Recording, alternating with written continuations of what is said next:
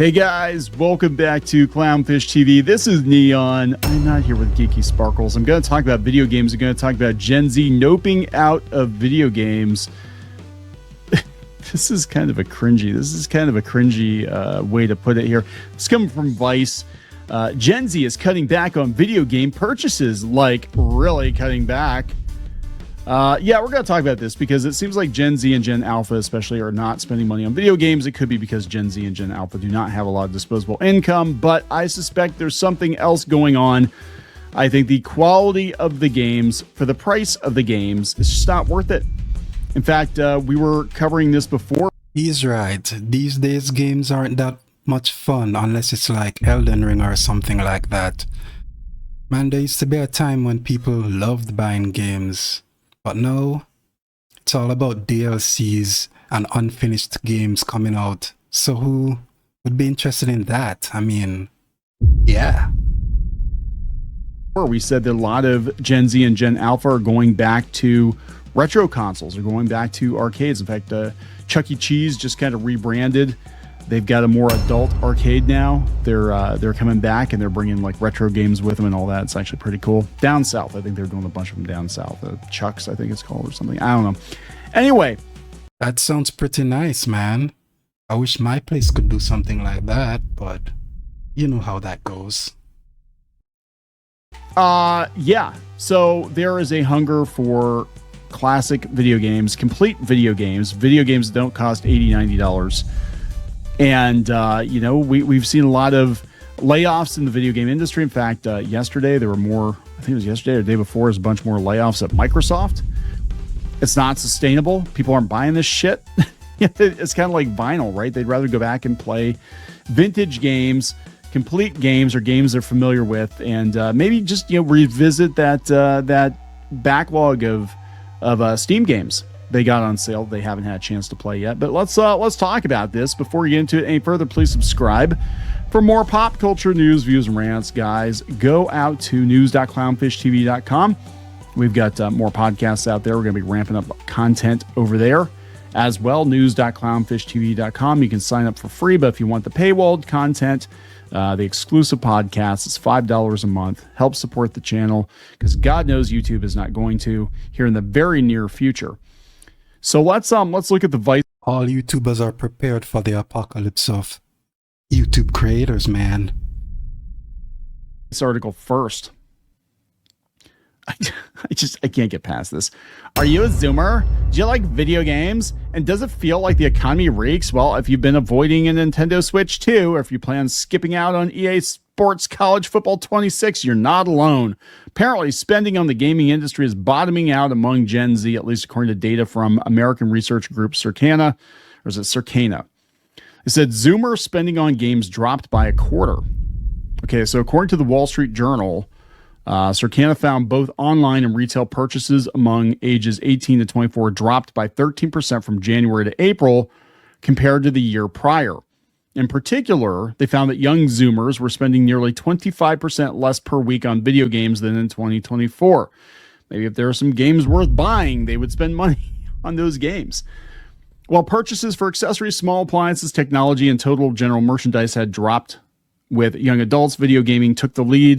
In their data, the drop-off was enormous for 18 to 24-year-old gamers, as data on other age groups revealed a minor single-digit decline, well under 5%. Maybe, just maybe, the economy is not great, and people that are just starting out in life, 18 to 24, getting their first place, maybe they have more pressing matters. Maybe they have actual bills that need paid. Maybe they don't even have enough money to pay rent. They have to live with their parents these days.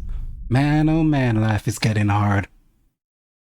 Maybe food costs a lot more than it used to, and an $80 Mario Kart isn't really on the list of priorities. I'm just saying, when you don't have a lot of disposable income. Pizza or burgers?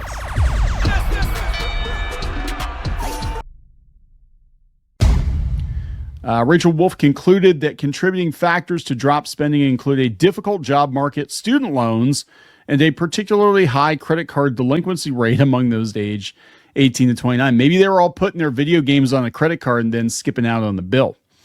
Maybe that's, wouldn't that be funny if like the AAA gaming industry was actually bankrolled by a bunch of kids that maxed out their credit cards and skipped out on the bill? And now they That's insane, man. like, hey, everything's collapsing right now. This group is struggling more than older cohorts. An economist with Wells Fargo told the Wall Street Journal, the Wall Street Journal, yeah, there's one of them, Wall Street Journal, since younger consumers are not only spending less today, but probably saving less, that could dent their ability to build wealth in the future. I don't think that's everything. I think they're noping out because they don't want to play these shitty games. I think that if you've got $100, it's a 50-50 deal with this one. to spend, you could go buy one AAA or quadruple A title that's probably going to be incomplete, probably going to disappoint, probably going to lead to a lot of online drama, and could, at some point in time, be unplayable, right? The whole stop killing games thing. Like, you might buy this game, $100, and in like 5 years, they end support for it and you can't play it. Wouldn't that suck? Yeah, buying digital games is not the wave, man. They can just shut off the internet one day, and then what are you gonna play, man? Nothing. Wouldn't that suck? So this is Matt Piscatella, an executive director and video game industry analyst with Circana, shared some insight on Blue Sky. Of course, it's on Blue Sky. Overall purchasing by 18 to 24s has plummeted, especially when compared to other age groups. The rug is not being pulled out from under young people. It's being burned while they're still standing on. So that is, of course, coming from Blue Sky. But look, I'm going to be honest. This is as a Gen Xer. Things are a lot more expensive now.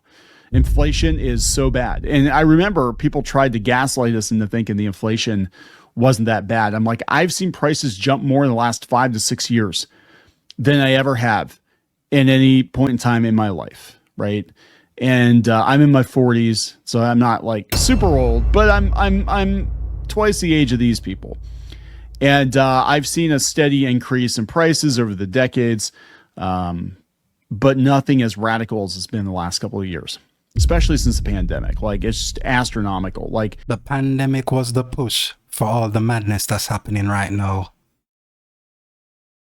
Food prices, stuff's doubled, tripled in some cases.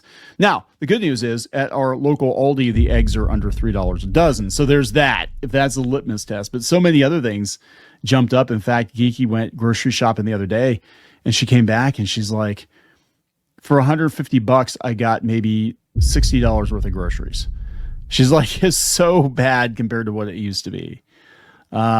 As the report notes, young consumers are expected to spend heavily in the entertainment sector, given college students and recent grads traditionally now have low financial responsibilities. But if Gen Z's young adults can't spend it on gaming, that isn't a promising sign for the industry's future.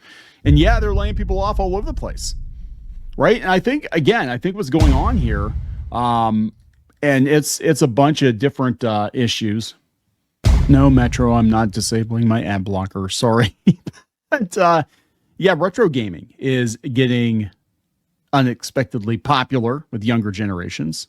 According to Metro in the UK, 74% of Britons say they play old school games to relax. I know vintage game stores and retro arcades are picking up in popularity, and you do see a lot of younger kids come in. By kids, I mean teenagers, young adults. And we may or may not have firsthand knowledge of this. But yeah, I mean, if you can, for a couple $100, pick up an N64, go get yourself an EverDrive or something, you're good to go. You know what I'm saying? Like, you don't need to go buy AAA titles. Let's see. Yep. He's got it. What gamesindustry.biz is saying. They said video game spending by young Americans is dropping sharply, report suggests. They said there are numerous factors behind the pressures on spending, the job market, student loan payments, credit card debt, and shitty video games. Shitty, overpriced, gotcha video games. Why won't they say it? Why won't they say that part of the reason people are not spending as much money on video games might be the games themselves? Because I understand that, all this other stuff costs more, but if you're a real fan, you'll find $80 to buy a video game. You know what I'm saying? Yeah, they're not saying what the actual problem is. In my opinion, I do believe it's money, but I think it's just the games themselves are not that good. Yeah, so the data emerges amid a time of rising hardware and software costs in the video game sector. Xbox recently increased the price of consoles. That was idiotic. With upcoming games set to cost $80, Outer Worlds 2 will be the first at that price point. I remember just a couple of weeks ago, people were like, the games aren't $80 isn't going to be the new normal for video games, you chud. It's like, no, fuck off. They're 100%. It's going to be the new normal because once people pay it, this is the Disney mindset right here. So what's going to happen is that as the normies no longer want to buy the new AAA titles and the new consoles or whatever, the consoles and the AAA titles are going to be for the wealthy. That's what they're going to do. Exactly. Gaming was always for the wealthy, though. Most people I know they can only afford 1 or 2 games. Then they bootleg the rest of the games on the net. So in the end, it seems to be going back to the way they probably intended it to be. Sad reality, man. They're going to target people that have disposable income. That means they're going to, it's kind of like the comic book industry now. Like people are buying the Chromium, 55 variant covers and the whole shit, the collectible stuff. And that's what's going to happen here too. I think that consoles and releases are going to be more like exclusive, more premium, and they're probably going to sell fewer copies because I don't think a lot of these kids are going to be buying, the $100, $120, premium edition of a game. They're going to make more collectibles. They're going to make more games that come packed with a bunch of stuff. Everything is going to be like limited run games or whatever, where it's got a bunch of stuff with it. Except in case of limited run games, you have to wait 4 years to get it or whatever it is. But you know what I'm saying? Like, that's what I think they're going to do. I think they're going to turn physical releases and consoles into, or at least physical releases into, kind of a collectible market. And they're going to charge a premium price because the normies aren't going to buy the physical releases. They'll buy it on sale on digital later, and the plebs can have their Mario Kart on sale for $60 or whatever 6 months down the line. But we're gonna juice the diehards, just like Disney. We're gonna get our top fans to pay as much as possible at launch of new game or whatever. We're gonna make games tailored to their whims. And I think that means that this is part of the reason that they laid a bunch of people off in the AAA gaming space, I believe, because they know going forward, it's going to be the older people with money that keep the game afloat. So you better make games that they want to buy, just like the comic book industry. They'll figure it out later, too late, possibly. But they'll be like, oh, yeah, we need people over 30, over 40 that actually have jobs and money, hopefully, to buy our stuff. So pretty interesting, though. But yeah, there's a whole retro revival. All this stuff is coming back. Care Bears and Sylvanian families and all this stuff. And we have seen it. And we mentioned before, it's not a big deal. I mean, we actually have a business that's half retro arcade and half, it's not a comic shop, but we do sell nerd collectibles and games and stuff like that. I don't consider us a comic shop because we don't carry new floppies because I'm not a masochist. So I don't want to have to unload that shit.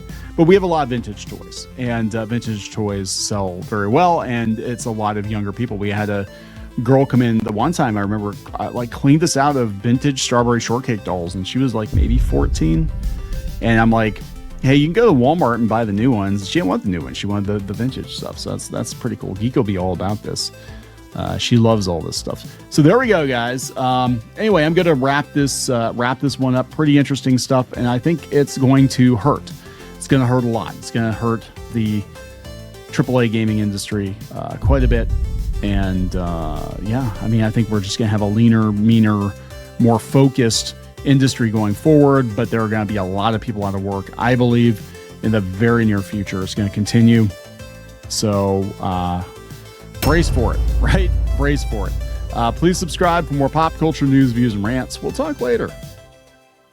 For more pop culture news, views, and rants, go to news.clownfishtv.com. That's news.clownfishtv.com.